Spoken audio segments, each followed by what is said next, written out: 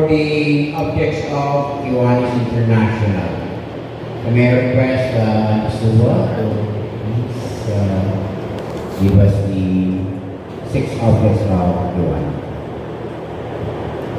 6 objects of Kiwanis, the guiding principle of Kiwanis. Object 1, give primacy, the human and spiritual rather than the material values of life. Object 2, encourage the living the good human to develop by shape and example, the more intelligent, aggressive, and serviceable citizenship. Object 5, provide through what is love, practical means to form enduring friendship, render, and through service, and to bear obedient contribution.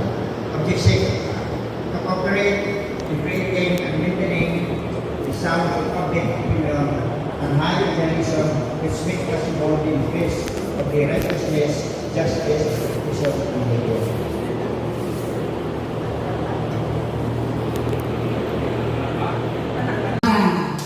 Okay. So, siya natin yung mga guest of honor sa mga gabi. It is with great joy and pride that I welcome and open the celebration of our Kiwanis Club of Marbel Anniversary Fellowship. This evening, we celebrate 50 years of meaningful service, strong fellowship, and unwavering commitment to serve the children of the world and the community itself.